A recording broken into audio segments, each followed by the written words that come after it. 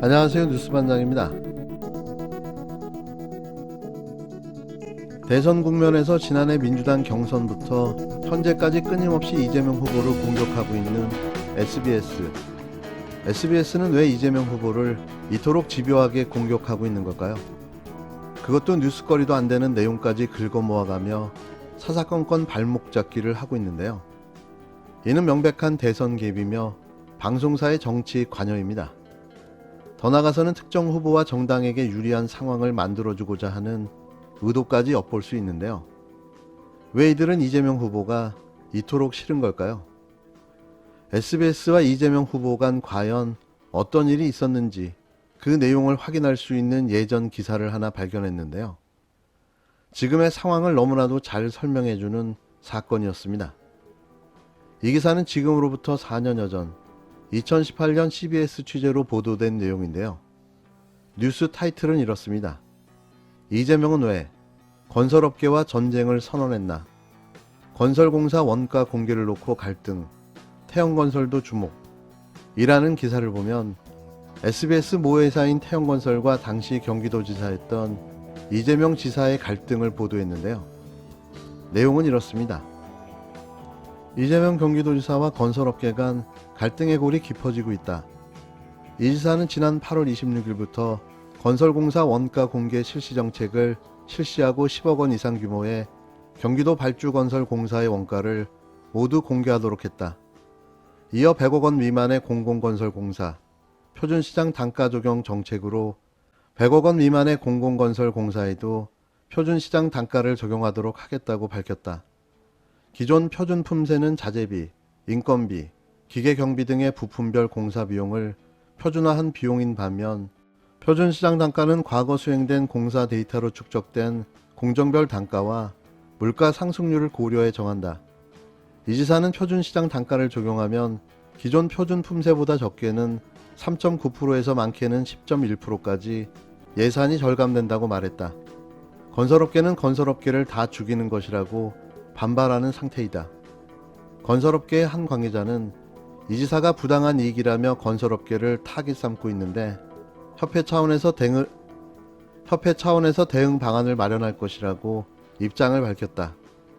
이에 이 지사는 7일, 이 지사는 자신의 페이스북을 통해 건설업계와 이익을 최우선으로 하니 더 많은 수익을 보장받고 싶을 것이라며 이 지사는 취임 후 도민들에게 알리는 첫 번째 정책으로 건설업계와의 전쟁을 선포한 이유는 뭘까?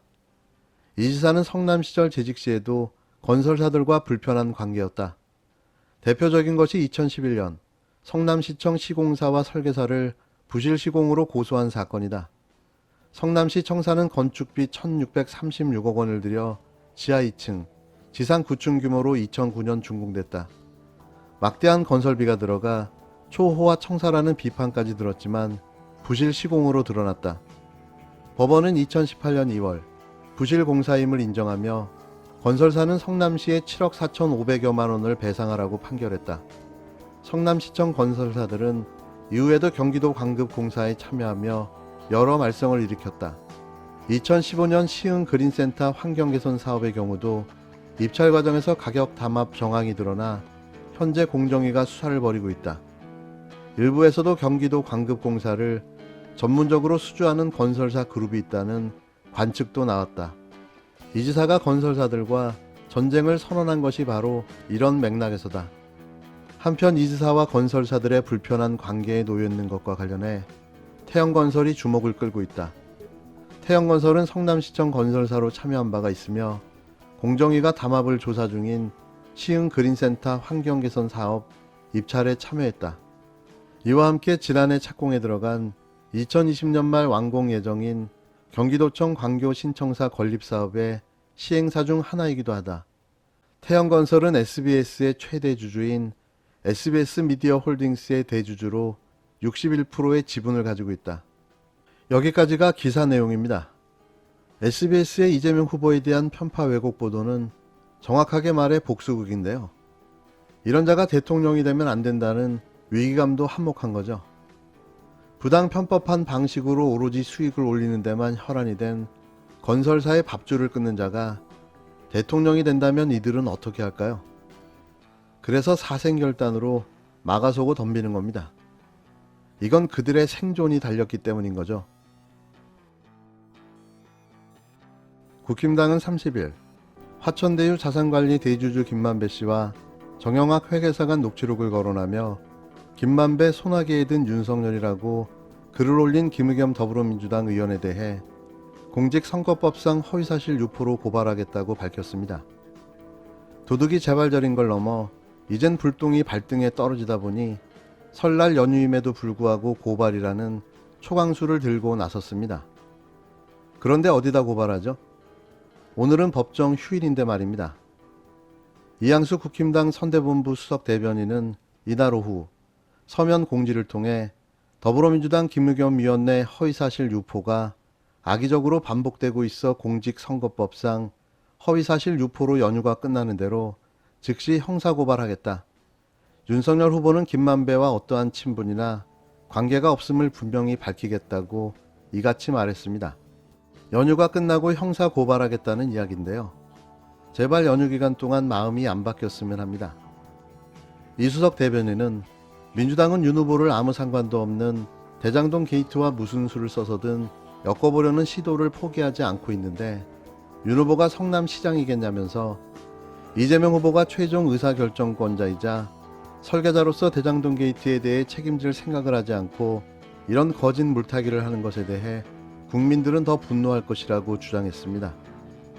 예, 보이시는 게 이제 그 화천대유 김만배, 정영학 씨 두 사람이 이제 나눈 대화를 정영학 씨가 이제 녹취를 해서 이걸 녹취록 형태로 푸는 거죠. 그래서 이걸 재판부에 제출한 거죠. 이게 이제 검찰에서 증거를 확보했고요.